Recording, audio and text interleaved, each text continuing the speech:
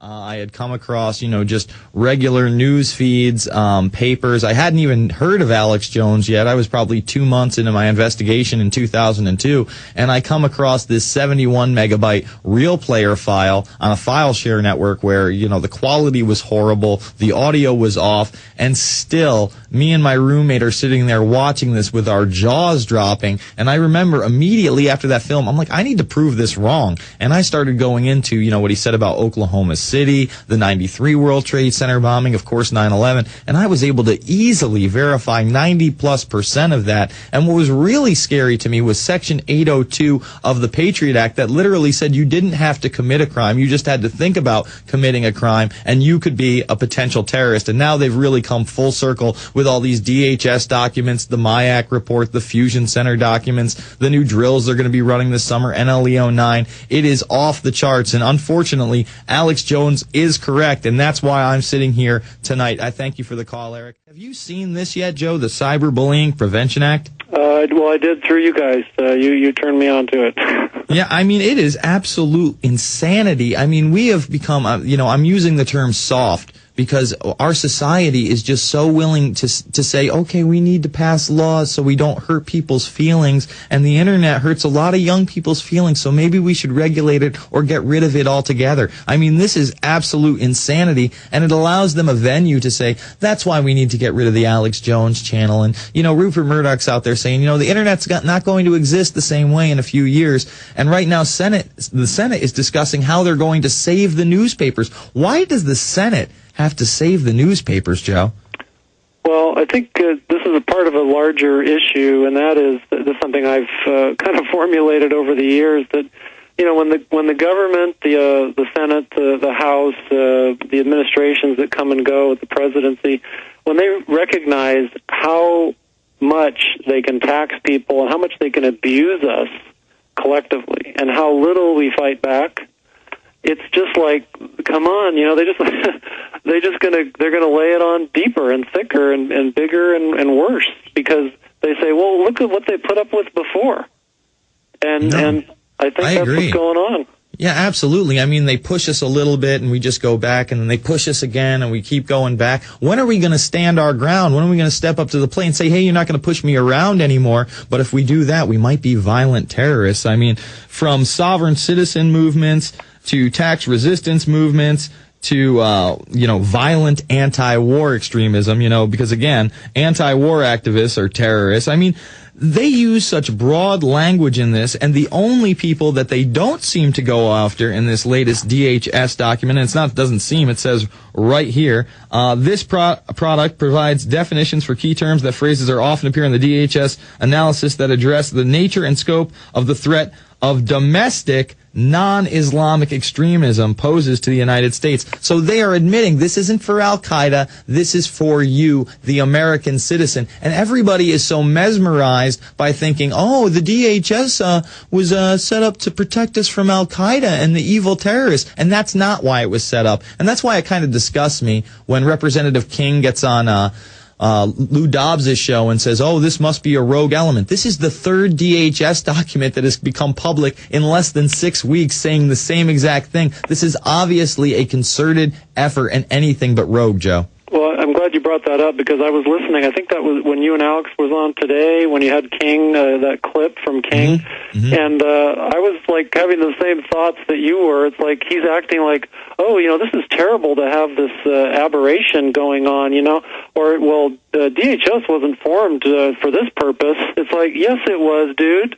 It was formed exactly for the purpose that this memo leaked out is showing.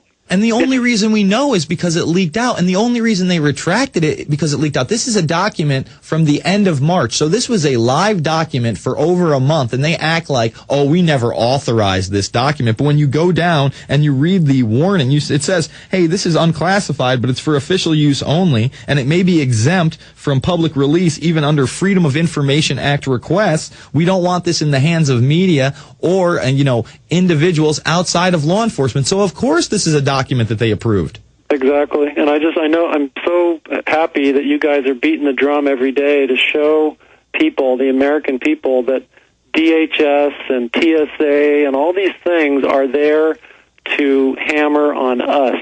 They're not there to hammer. I mean, they may catch a few, Middle Eastern terrorists or whatever, but the same as the money laundering laws with the income tax or the financial laws. Those are to snare the American people, not the occasional drug dealer, I can assure you. I'm with you, Joe. Final segment with Joe Banister after this. The website is freedomabovefortune.com. This is the Info Warrior, and we're going to be going over National Level Exercise 09 with Joe in the next segment. PrisonPlanet.tv, Infowars.com. You're listening to GCN, the world leader in independent talk radio. All right, folks, we are back. It's the final segment with Joe Banister. Before we go back to him, I want to give a big shout-out to Rob and his son, Mo. He's my producer, and his very cute son is on the outskirts eating a Wendy's Frosty. Yeah, big ups to Wendy's and their delicious GMO poison. I'm sure it's full of high-fructose corn syrup, but hey, we got to spoil him sometimes. And, Rob really, he does a great job booking all my guests. He helps me out with the news. Oh, we got a little reflection action. You can't see his face because of the lights, but I can assure you he's here. Now, Joe, I want to get your take on this NLE 09 exercise that's coming up. Now, this exercise is the first of its kind. It's going to, quote-unquote, prevent terrorism. DHS, of course, is going to be involved. But what's really alarming to me is that this is a FEMA exercise. It's to prevent terrorism. It's going to be using all local, federal, and even tribal governments, as well as the private sector. Oh, yeah, and the United Kingdom's going to take part in it, so is Canada, Australia, and Mexico. What's your take on this drill? It scares me to death. I mean, it just goes to show you how this is a sprint to the finish line. I mean, they are just pulling out all the stops to integrate and coordinate and make this a federalized, Sovietized country.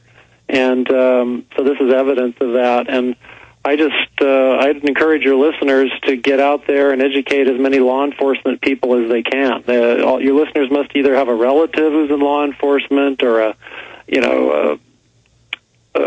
cousin of a cousin or a coworker or something, and get the word out to them. Get the Obama deception and get the information to them ahead of this July date.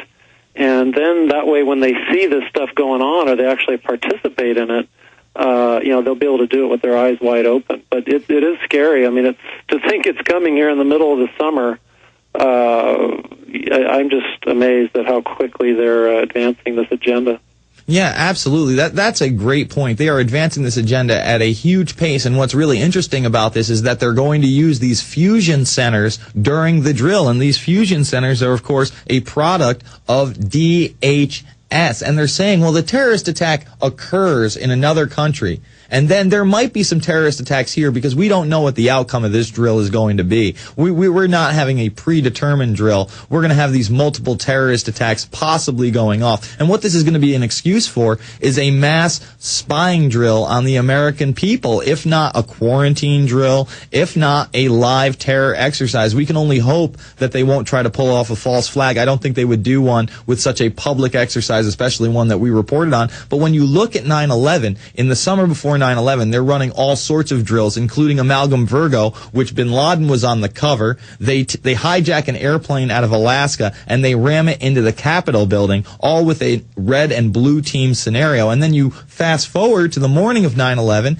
and you have things like Operation Jackal Cave going on. You have, Northern Vigilance, Northern Guardian, Apollo Guardian, all these different drills, including the one at the NRO conducted by the CIA at 8:45 in the morning of a plane hitting a building. So I think that we really have to let the American public know that these drills are really a cover for another type of program.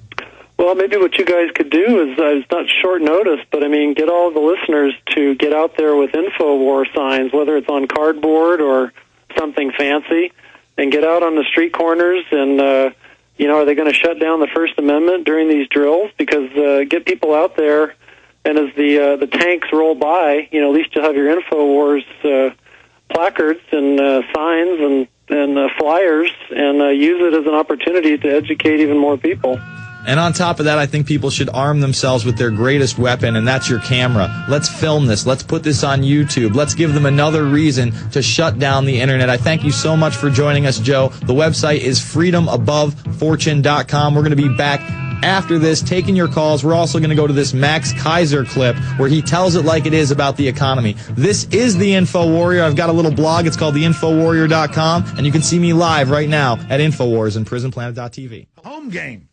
And that's spelled HOMEGAIN.com. HOMEGAIN.com. You can go there for free, find out how much your house is worth, how much it's listed for. They've been around for 10 years. I'd used this service before I even got them as a sponsor when we were moving a few years ago. And they have a home sale maximizer that tells you the least expensive repairs to do to your home or upgrades that'll give you the best resale value. Just an amazing site, HOMEGAIN.com, homegain.com. That's HOMEGAIN.com. Or click on the Infowars.com banner. It's Max Little Orange Gorilla.